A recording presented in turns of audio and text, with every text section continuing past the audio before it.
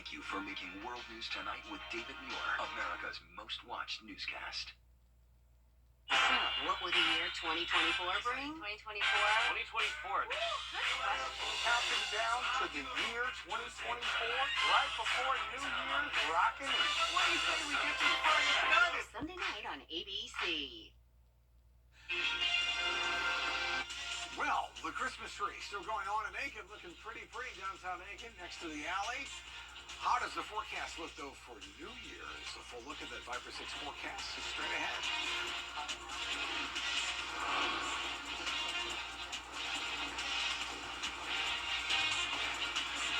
Right now on News Channel 6 at 7, a Richmond County Chief Deputy announces his bid for Sheriff of Columbia County, why he says he is entering the race. Plus, with bars not able to open on New Year's Eve in Augusta, we take a look at what options are available if you are going out to celebrate. And FBI officials say they're seeing a rise in cyber crimes targeting children. How you can keep your children safe. Your News at 7 starts now. Live from Television Park, this is WJBF News Channel 6 at 7. Good evening, everyone. You're watching News Channel 6 at 7. I'm Hannah Latier. Thank you so much for joining us. Coverage you can count on begins with bars being closed in Augusta this New Year's Eve because it's a Sunday, leaving people who live here making other plans for the big night out. Earlier this month, local bar owners spoke out about being closed New Year's Eve day. It was a decision made by the Augusta Commission earlier in the year, not considering that New Year's Eve would fall on a Sunday. They chose Super Bowl Sunday as the one day throughout the year bars could be open. Now, folks who regularly celebrate the bars throughout the city have had to come up with a new Plan A. And yeah, we always love going downtown. It's kind of a shame that the bars aren't going to be open. But we'll make the best of it and stay home, go to friends' houses, try not to host at our house. And Gigi's probably the most upset. Commissioners will be discussing the decision on 2024 Sunday sales being on Super Bowl Sunday at their first meeting of the year. Lyft and the Georgia Governor's Office of Highway Safety are teaming up to help prevent drunk driving. Lyft account holders can use the code in the app to get a one-time $20 ride credit. Highway Patrol officers say account holders can use the credit for rides in Georgia, but it can only be claimed 9 p.m. through 6 a.m. daily now until Tuesday, January 2nd. And if you are traveling through the Palmetto State this weekend, the South Carolina Highway Patrol announcing its holiday Highways or Dieways campaign. They say you can expect extra state troopers and transport police on the roads again this Friday through next Monday. Even if you aren't planning to drive, officials say there are still precautions you can take to stay safe while walking to your festivities. We also see a lot of pedestrians out during the holidays as well. So we're asking that the pedestrians be safe by, wearing bright colored clothes and make sure that you cross if you're going to cross the roadway, make sure that you cross in a designated area. Authorities also remind drivers to report any suspicious activity that they may notice and to always drive sober. Time now for our first look at our weather. Here's Chief Meteorologist Tim Miller. Tim, it was a pretty day today, but we're expecting those temps to drop, right? Yeah, for sure. We're going to have a little chilly night outside. We'll see if that pans out. We'll talk about that rain on New Year's Day all coming up in just a few minutes, Hannah. All right, Tim, thank you. A suspect wanted in a deadly Aiken County shooting has been arrested in Florence County. Tony Muldrow is being held on manslaughter charges in the death of 29-year-old Rondre Gamillion. Investigators found Gamillion unresponsive in the yard of a home on Squire Street on Christmas Eve. He died on the scene. Muldrow is awaiting extradition to Aiken County. And soon to be retired Chief Deputy for the Richmond County Sheriff's Office, Patrick Clayton, announcing his candidacy for Columbia County Sheriff yesterday. I spoke to him today about why he's running. As a longtime Columbia County resident with an extensive 45-year law enforcement background, Clayton says he wants to be the sheriff for all people. If I'm the sheriff whether you're Republican, whether you're Democrat, whether you're Libertarian, or you're independent. I'm the sheriff for everybody. And that's why I'm running independent. Although he's running as an independent, he wants to make the sheriff's office more fiscally conservative. He wants to reduce the sheriff's salary and reckless spending while increasing deputy salaries. I believe if you're the sheriff, you take what you need, but you don't need to take any more than that. If elected, he says several other issues he wants to attack are the lack of accessibility, visibility, accountability, and operational tempo of incumbent Sheriff Clay Whittle. If you call over to the sheriff's office to talk to the sheriff, he's not going to talk to you and he's not going to call you back. And if you want to meet in person, that's not happening either unless you're politically connected or you're politically influential. On the other hand, I have a long track record of being accessible to the public. I do call them back. I do answer my phone, and I will meet with them in person. He also wants to incorporate body-worn cameras outside investigations of serious use of force and create more crime-deterring initiatives. My opponent seems to be in denial that there are drug issues and gang issues over there in Columbia County. And I'm just telling you, there are, and we're seeing it, and there's evidence of it. I think the main thing that the citizens want from their sheriffs is they want to know that the sheriff cares about them. And I have to tell you, my opponent, I believe he initially cared about the public, but it's been 10 or 15 years.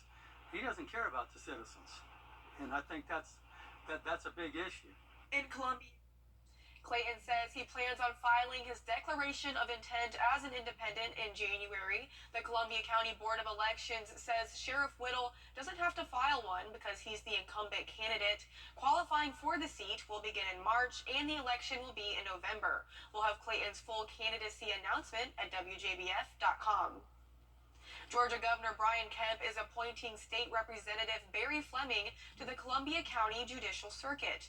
The open vacancy was created by the retirement of Judge James Blanchard Jr. A special election for his House seat will be needed in coming months. New tonight, a federal judge has approved the Georgia congressional and state legislative maps.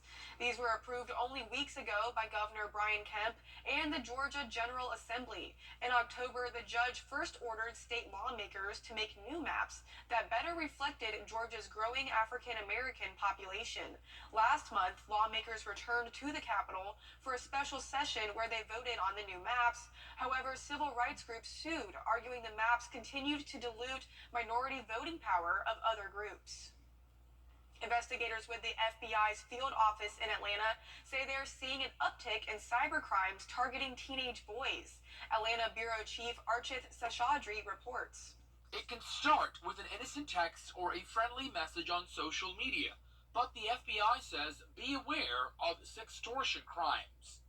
So financial extortion is when predators coerce underage minors to send them sexually explicit photos online over apps and all that.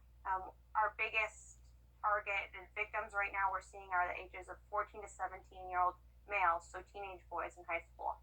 Victims are lured to send intimate pictures through online video games or social media apps. Agents say the pictures are then held for ransom. We're seeing them target these younger boys for monetary gain. It's not a financial motivation, and these actors are typically overseas targeting U.S. males. It can be in any app, anything that's connected to the internet, Instagram, Facebook, TikTok, gaming apps, you name it. If it's connected to the internet, they can reach out to you. FBI agents encourage you to talk to your kids to avoid being a victim and to never share compromising pictures online. We're asking people to stay safe online, use smart cybersecurity hygiene, make your profiles on your apps private. If you don't know these people, don't add them as a friend. And specifically, do not send photos to somebody that you've never met in person. They could say that they're a young teenage female, somebody that's interested in you, but you could be talking to a male on the other side of the planet who's going to extort you for those photos. Agents say they've seen a 10-fold increase in sextortion crimes in just the last year alone. Reporting in Atlanta, Archith Seshadri, Atlanta Bureau Chief. Violators could face a life sentence if convicted. If you want to file a complaint, dial 1-800-CALL-FBI or report it to the website you see on your screen. The NAACP is calling for a change in the state of South Carolina, demanding that elected officials pass a hate crime law after a cross-burning incident in Horry County. Over the Thanksgiving weekend, investigators say Warden Butler and Alexis Hartnett burned a cross in the yard of their neighbors, Sean and Monica Williams. Deputies say they opened the state investigation after learning the suspects had a pattern of racially motivated threats against the Williams. Captain Furr says charges were brought on the state level, but due to the circumstances of the incident, the department agreed to turn it over to the FBI. I can't speak on behalf of the Federal Bureau of Investigation. I will say that the county charges are in effect, and that court date is coming up. I'm not sure of the exact date of that. They will have their chance to come trial just like anybody else. We'll do that in accordance with the FBI. We're just providing our information with what they are looking into in a much deeper way. Along with the FBI, the NAACP has also launched an investigation into the situation. South Carolina DHEC is giving updates on respiratory illnesses spreading across the state. Doctors say there has been a spike in the spread of respiratory illnesses this holiday season, and RSV, flu, and COVID are the biggest concerns. Doctors say most people who those illnesses will people who have those illnesses will experience mild illnesses and recover fully, but they can still sometimes be deadly viruses. And the best protection, doctors say, is to get vaccinated. For the past few weeks, the CDC has reported that South Carolina is one of 2 states with the highest flu activity in the nation. This has continued this week. We're right there with Louisiana. And sadly, we've had 12 flu deaths in our state this flu season. The CDC is reporting that Georgia is also experiencing a high number of flu cases, so doctors say it's important to wash your hands and get vaccinated. Coming up, mayors across the country are asking the Biden and improve any room in your home and save hundreds of dollars with Interiors Market. Transform your living room with a new sofa. A new mattress will help you sleep better for years to come. A new dining room table will turn meals into holiday memories. We have everything you need to get your house holiday ready at the very best prices of the year. Shop now and save an additional 10% off anything in the store.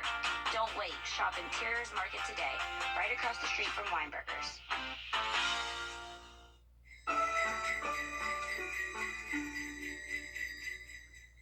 Has a life-changing Money possible. More money in your pocket. That's what one call, that's all is all about. One call, that's all. Call 1-800-CALL-KEN. ready to develop more than a career. There's something festive over the skies of Florida. A pilot got into the holiday spirit while charting out his flight plan on Christmas Eve.